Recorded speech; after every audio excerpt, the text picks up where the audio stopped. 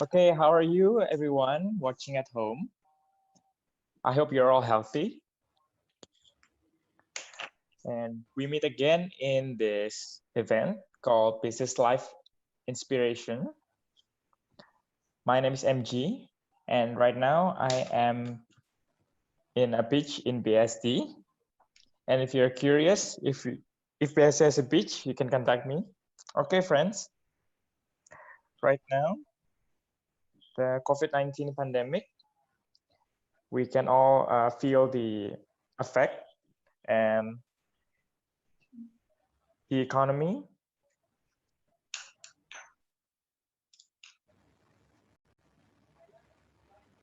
I am fortunately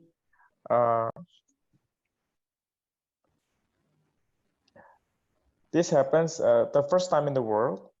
The oil price is negative. The one who buy the oil can get a bonus or money. Can you imagine? Oil is produced with a very high cost and technology and the risk compared to mineral water. Right now, crude oil is cheaper than mineral water, even though mineral water is only produced in a very simple manner. And this situation is generally affect all the businessmen in Indonesia, and they have a dilemma of continuing or not to continue, to close down, meaning that they should dismiss all of their employees.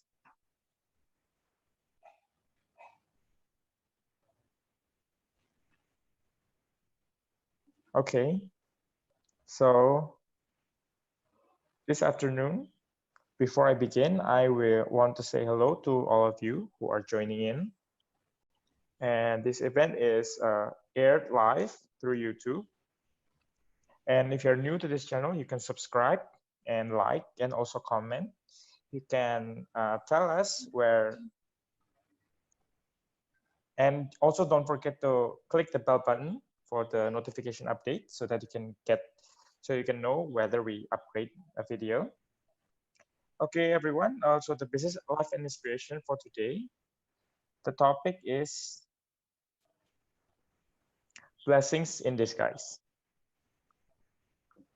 And we have a guest for today, a couple from Surabaya. The husband is very amazing. He resigned from his job in 2017, 3 years before his retirement age.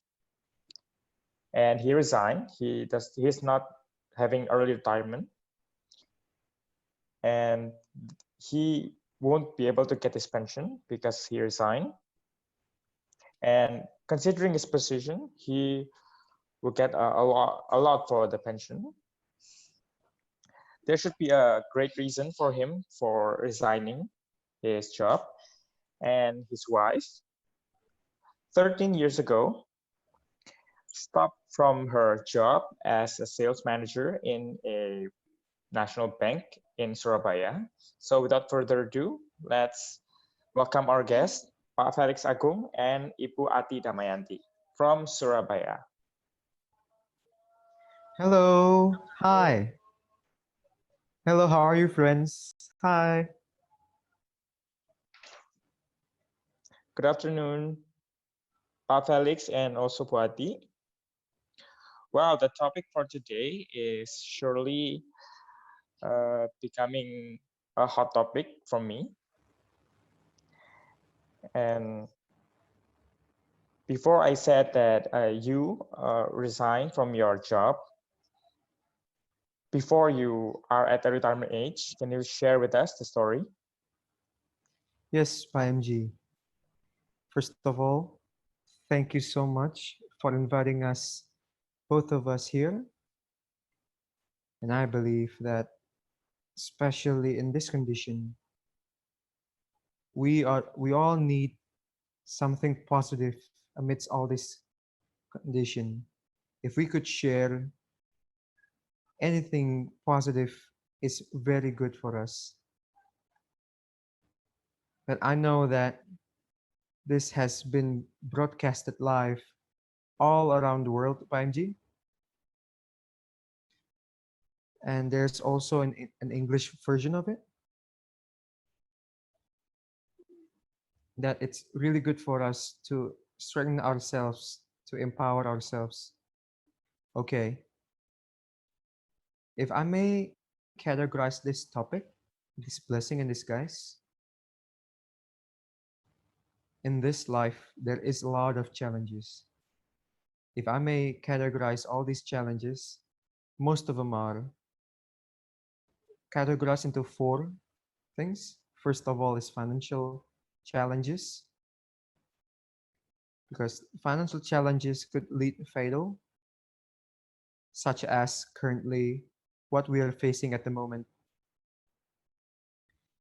The financial situation everywhere is taking a beating. Second of all is health challenges.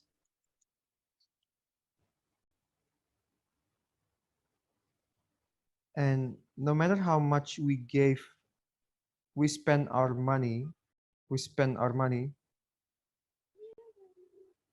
we couldn't get other people to replace our body. So health is important. Third one is spiritual challenges.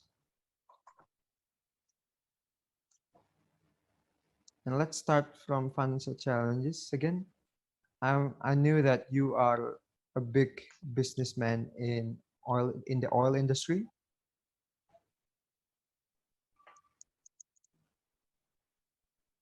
That I'm sure that you felt what we're facing at the moment. Everything in the business industry is failing. A lot of them are struggling to stay in business. So everyone is affected. So me personally, I'm an employee for 30 years.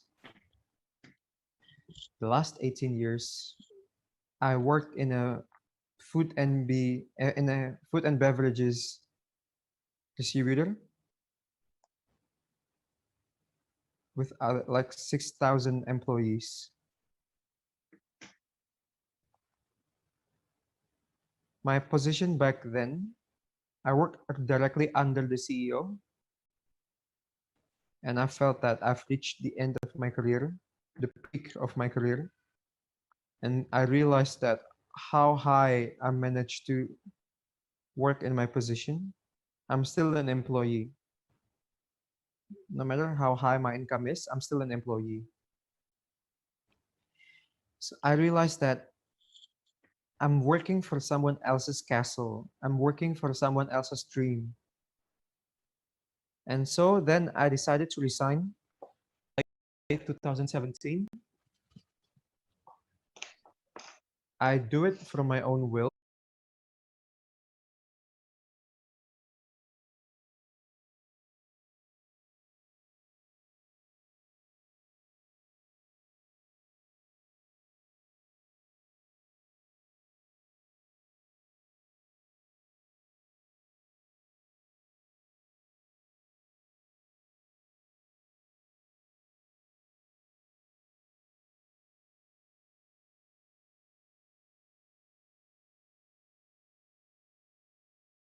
Back then, I used to think like that. I mean, as an executive, you know that as an employee, when we get higher in the ranks, our salaries get higher and higher and higher. And sometimes we are very proud of that, right? And automatically back then, my wife joined FFG around 2007. Back then, I looked down on it because I considered that it's more than enough having money from me, but I see it as something that is that's my wife could do just for the sake of it. So I looked down on the business. But apparently that this business, this is the one that would retire me earlier than I thought in my company, because I'm sure that we both are sure that in this Oh, business we are guaranteed financially for our family from then on until the future. So our future is secured, and that's what made me believe that my decision is right to let go of my old business.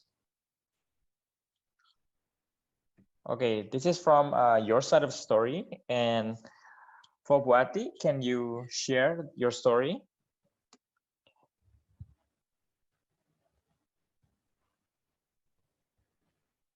Okay, PMG. Okay, in the beginning, at around when I was in my 40s, both of us started to think, because both of us are employees in private businesses. So we realized that the limit for our age, well, our working age is around 55 years old. But when we retire on the when we're 55 years old, it would be way too late for us to start a new business then. And so I decided to resign early from my job and look for other business opportunities.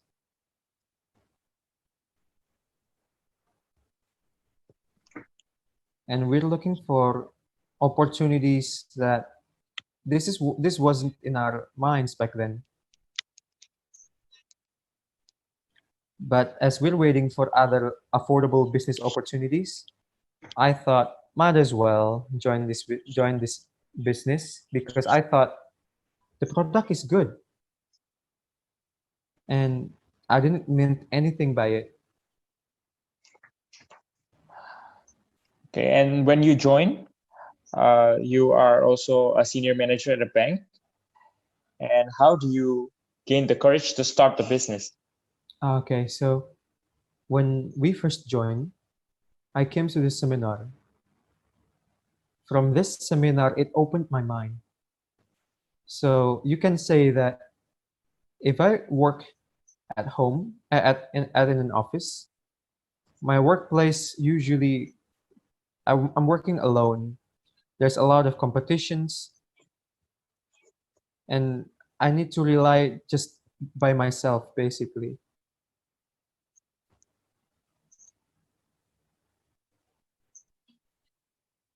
And there's a very significant difference from that business I used to be in to this business.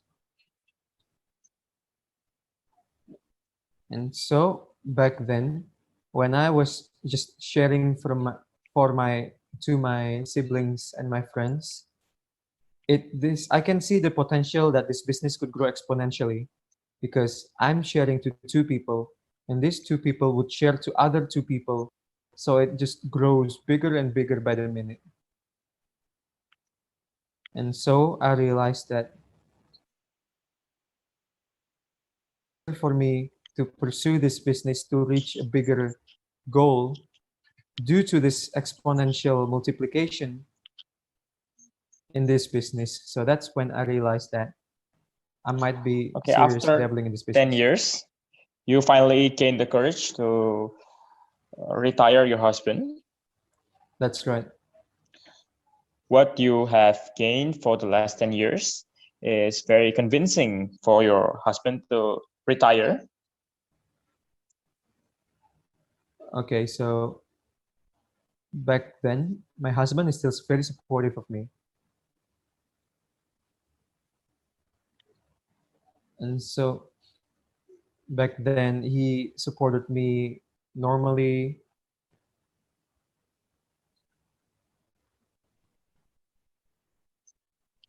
But there's like a slight disagreement between us, because I was needed to go across town and to go to other cities there's a lot of work,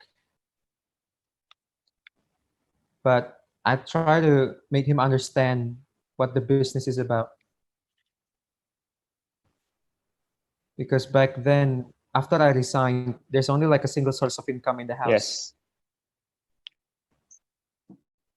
And so I convinced him that I'm doing this business just not because of my personal benefits, but I'm also doing this for the family as well, to secure something for the family in the future.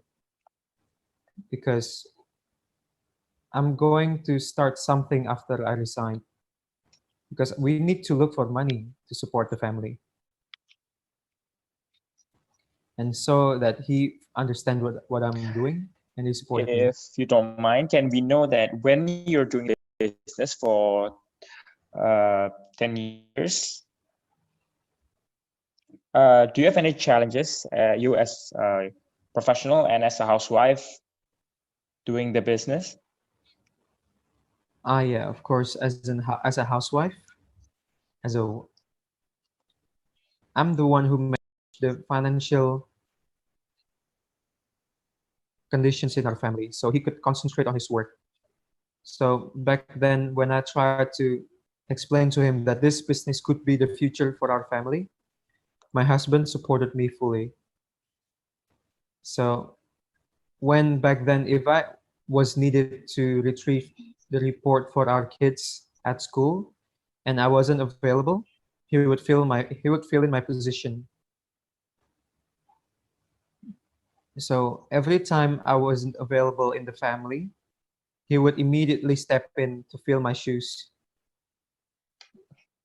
So even though he didn't join the business with me, but he supported me fully as as my roles in the family. So in the end, the difference between you and your husband in the journey, you finally get the support from your husband. Yes, because he knows that we're working together for the future of for our family. So Bu Ati, from what I've heard, aside from the business challenges, I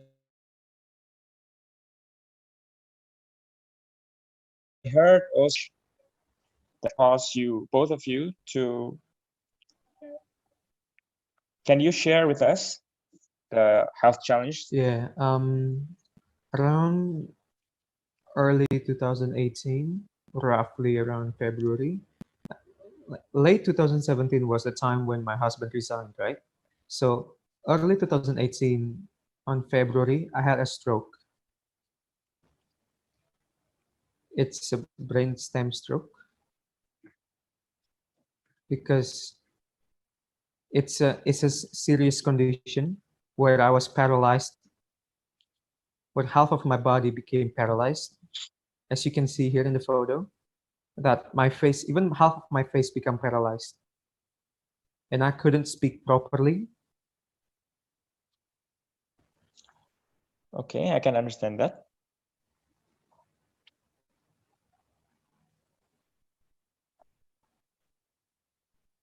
Okay, so this is around February. And so I recorded a little snippet of an audio that I recorded back then that I wanted to share to my team, in which I recorded it 5 days after I went back from the hospital, because I'm only spending 10 days in the hospital.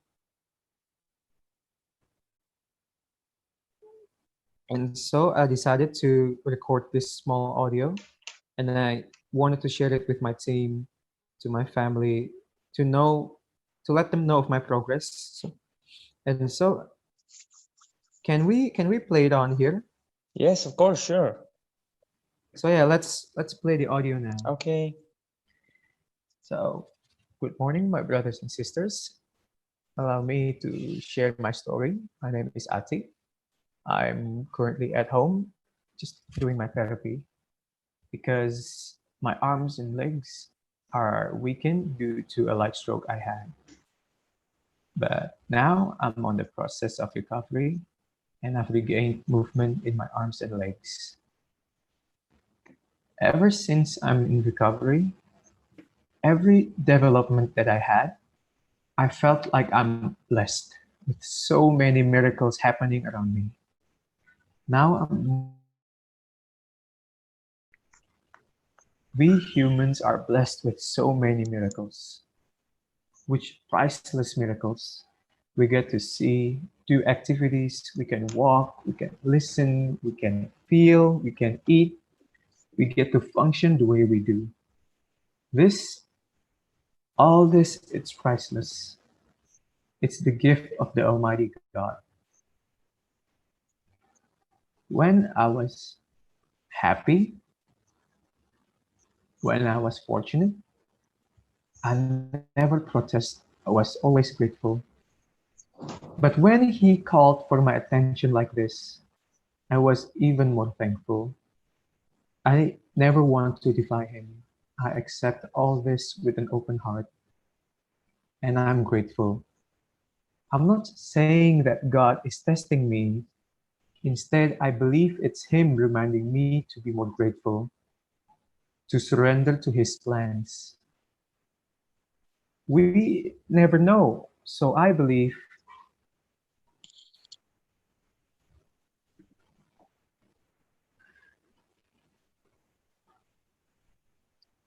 that He's planning something great for me.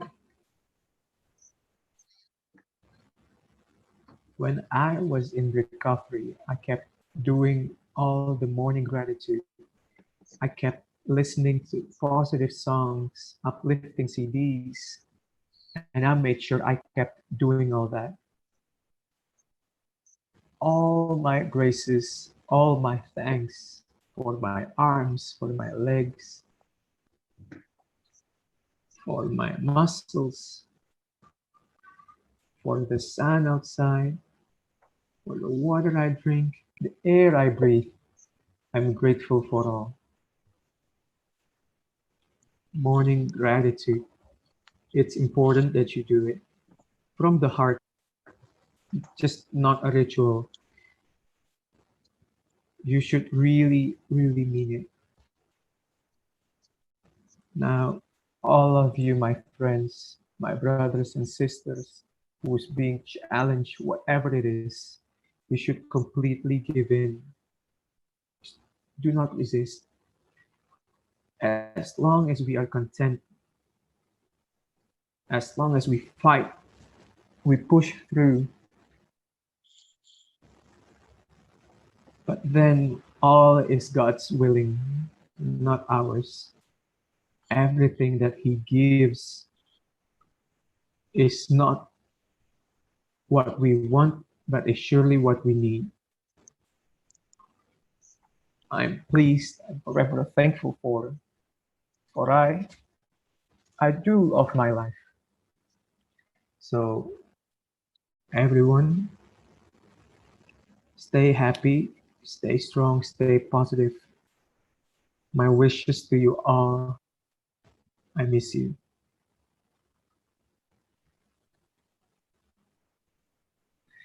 Yeah, so that's a little snippet of an audio I recorded back then.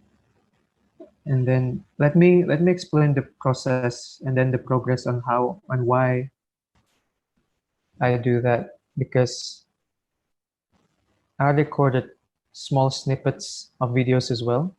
So let's watch it now. So back then, after I was discharged from the hospital,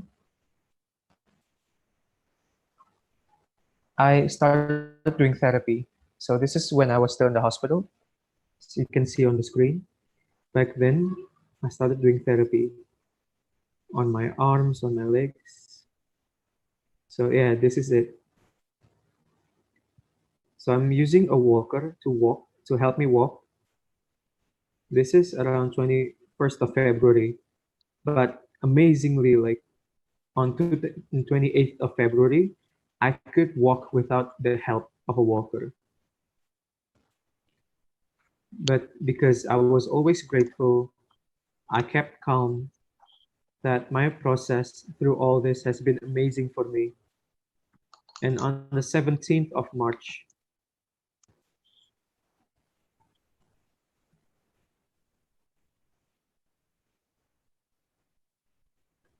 I could dance on the stage like this. And then on 29th of March 2018, the way I walk has been 90% normal.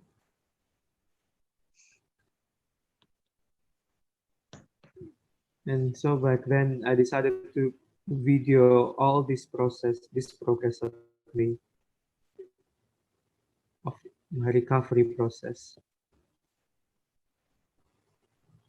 And on the 22nd of May 2018, now I'm able to drive.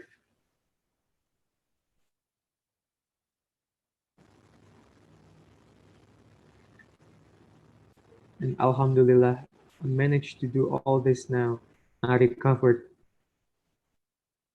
I decided to cook again. And around 12th of November 2018, I decided to go to Europe.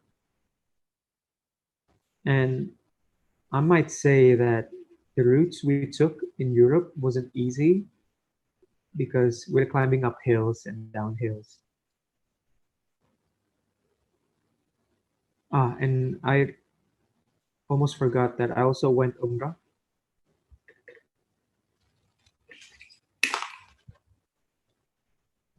That I managed to do like tawaf and sa'i.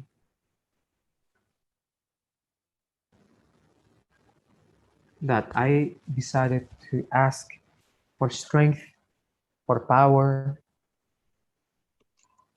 Wow. I'm holding my breath, and when I heard that voice, I got goosebumps. And I imagine that you brainstem paralysis, stroke, and you can still say that you have light disease. And how grateful you are for the stroke. And usually people take it very seriously.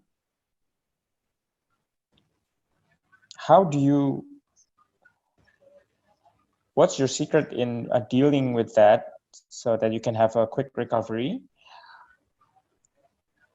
You got the stroke at 2nd of February, and 20th of February, you can walk without a walker. So can you please share with us?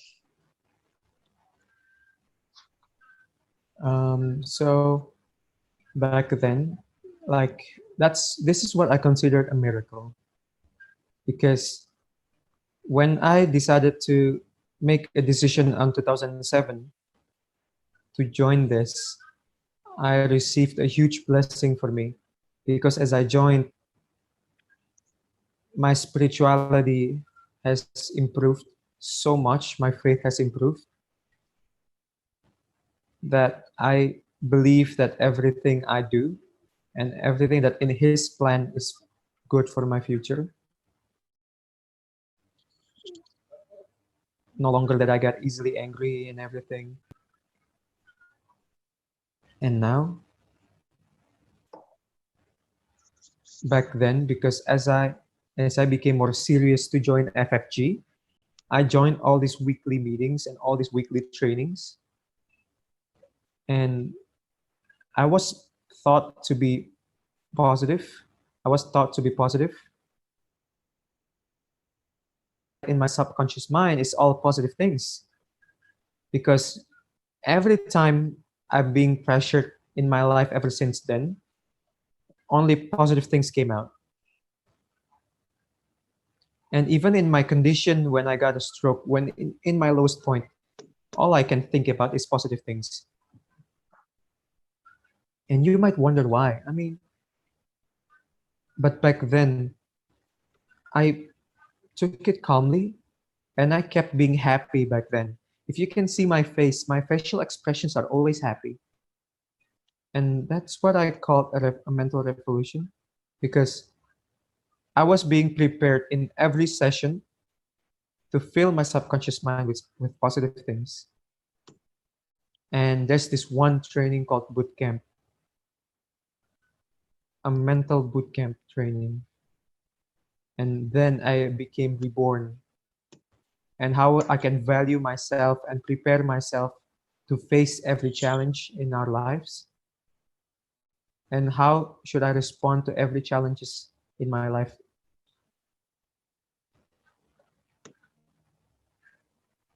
And looking things from the health perspective,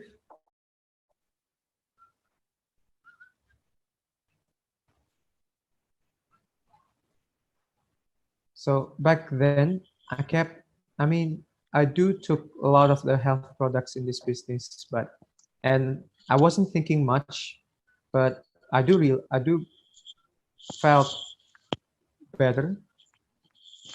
But then I realized that when I had the stroke, and then I need to do a surgery, I consume alpha meta, this brown rice extract, which is a primary and is a really good source of food for our body cells. And alpha meta helps accelerates the growth of tissues and cell regeneration. And then I also use alpha spin to harmonize my body and to protect me from free radicals. So all this started because all that small decision I did in 2007 to join this business, in which I never knew where this business might lead, but now I can reap all the benefits. Oh, wow, that's very amazing, Buati. So back to Pa Felix, when you meet your wife with that condition, that stroke, what did you give her to enhance the recovery? Yeah, Pa MG, because I was grateful that if you can see and if you can hear the audio clips and the video clips before, I mean, I felt like I'm in a flashback of where we were back then when we're facing her challenge back then, the brain stroke. And then I do realize that Yes. it's very difficult for us back then. Wow, it has been a huge challenge for us back then. But back then, we just go through all that very easily. We went through all it happily. We went to malls. We watched movies together with her on the wheelchair. And if you can imagine, me as an executive from this big business, and from late 2017, I resigned from my company. I have been working hard for 30 years, in which I decided to resign and dedicate all this free time for myself and my wife. All this me time. I wanted to go to the Holy Land. I wanted to take a vacation. But on February, just 2 months after, my wife got a stroke. Oh, so a month after I resigned. And so I decided I have to cancel all my plans. And I have to swap my role from the executive from a big company to a full-time nurse.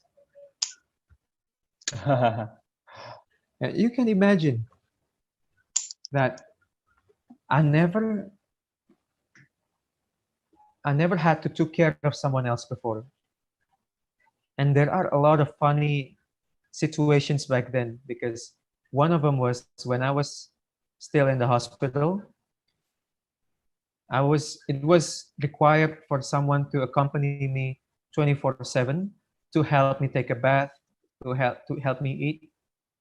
And so back then in the hospital, the one who fed me was my husband.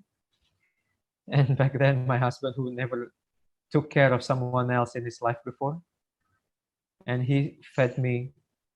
But at first it was okay, but then I realized that why does he keep feeding me rice? Where's all the meat? And so and so he basically fed me all the meat in the beginning, and so there's no more meat in the end, but there's still meat. And then, like, when we went to malls, he pushed me on my wheelchair, and then, like, every time we took the stairs, he carried me on his back. And as he pushed me on my wheelchair, he pushed me like someone who would push his child, like we're racing through the mall, almost to the point that I almost fell down off my wheelchair. That, I mean, we're just joking around back then. So, like, we decided to face this together.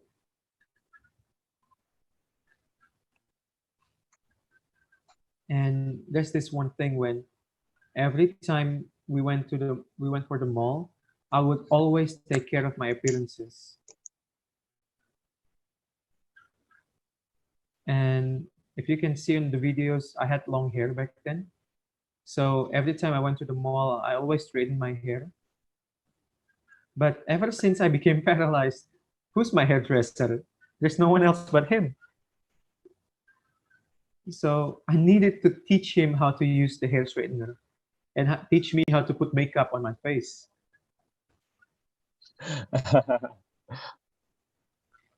Because all my life, MG, as a man, I never learned how to use a hair straightener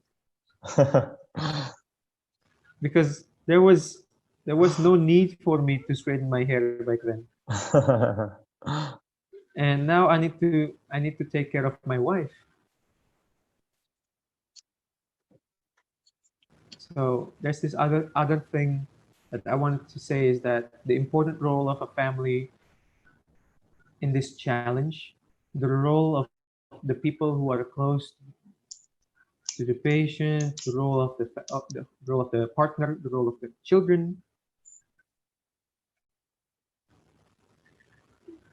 Because when you heard the audio clips back then, she Yeah, that's what I recording, asked for before. she mentioned that she had a light stroke. But it wasn't really the truth back then. As I asked all the neurologists, all the specialists back then, I think I asked around 6 neurologists. All of them said that. Well, I asked all of them is how and when will my wife recover?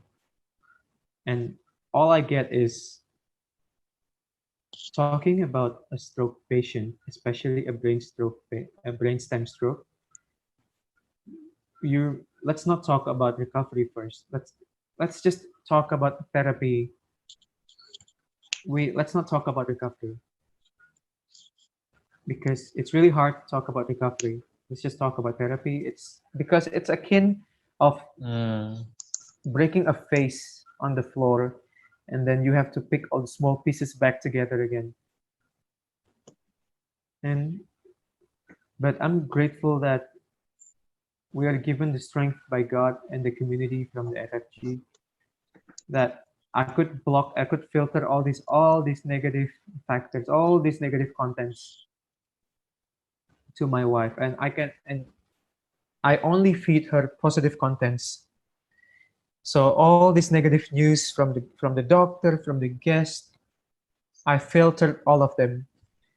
So that's the reason why I told my wife that all you had is a light stroke. It's okay. You'll recover quickly. And so in her mindset that she'll be able to recover quickly. And that's the important role as someone being close to her is all we need to feed her is positive things and to empower her spirit and to basically promote her recovery.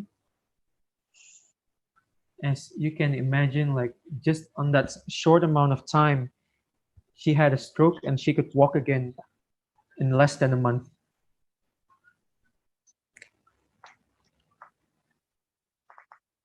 And imagine that this happens on the brainstem. And I was afraid that she might lose her memory. But boy, does she still had a sharp memory back then. And especially about money, because back then in our household, she's the one who managed all our financials because she's the financial minister in our house, the finance minister. She took care of everything money related. But she managed to remember everything. So, for example, like we still have like a few millions in this bank account, a few trillions in this bank account. We got like this, we got this much of gold in this business bank and this bank account in America. So she still remembers all of that. I I mean, mean, it's good for us. It's self-affirmation, right? And we're grateful. We accepted the condition and we stayed happy. And I think that's the key back then. okay, Pa Felix and Buati, you said before that on 2017 you resigned from your job, and 2018 February, Buati got a stroke. And in that condition, how is your source of income? Because uh, your family needs to have income because you still have expenses, right? How would you respond to the situation? Um, okay, I mean, it has been a blessing that we kept receiving up until now. Like I said again, all this like this small decision in 2007 would lead me would greatly we would reap the rewards now.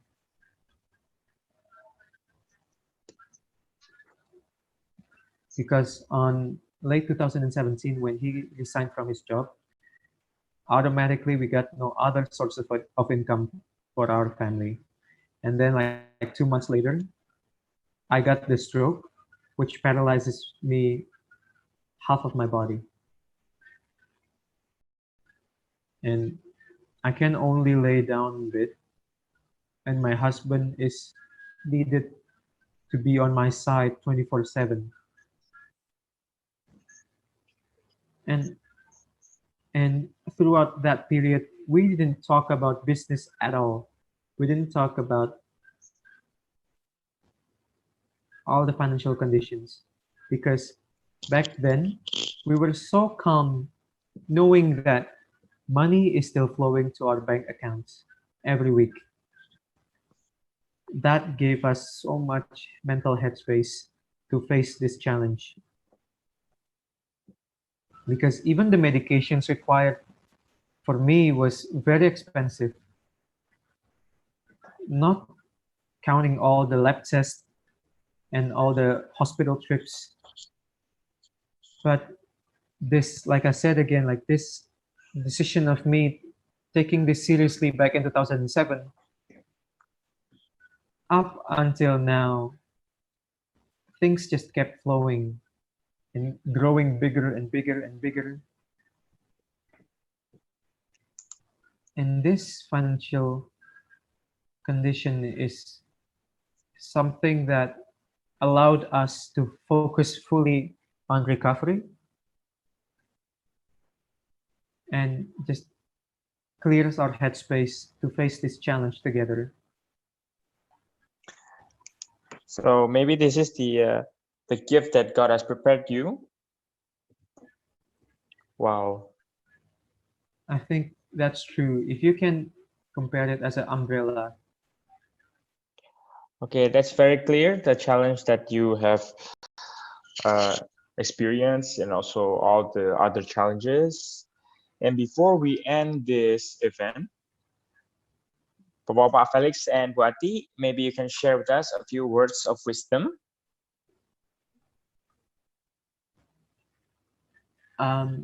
If I may, wisdom. So back then, when I took the decision on 2007, all I did was open my heart and open my mind, and then to find this one inspirational thing.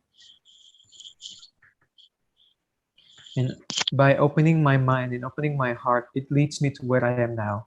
So that's what I can say. Just open your heart, open your mind to every opportunities out there. And for me, PMG, we are very grateful to be in this community, this international community of FFG, because all I can say that I receive this is a heart investment for the heart. It's an investment for the mind, because if when your heart and your mind is set on straight, everything that you dreamed of, everything that you wanted could come true. Because I can see it has been proven time and time again in this community. And speaking of what we're facing at the moment, this coronavirus condition, all we did is to prepare our heart, prepare our mind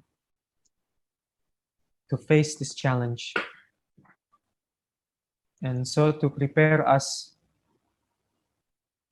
for the future, if we set our heart to be optimistic, if we set our mind positive, we believe that we can face every challenge thrown at us. So that's what I think, PMG. We felt that the heart mind is important when you face every challenge in the future. If I may add another thing is that, so this is our personal motto, that your past and your condition at the moment does not dictate your future, but what you do and what you decided to act on this moment is what will decide your future. And that's what we believe in. Okay, so Wow. Wow, it's a very interesting wisdom from Buati and Pak Felix. And I quote that from your wisdom, our condition today our condition in the past does not guarantee the future, but what we do today can guarantee our next future. Before I end, do you want to share any more wisdom? I think that's it. I think that's all, really. Okay, so for everyone watching,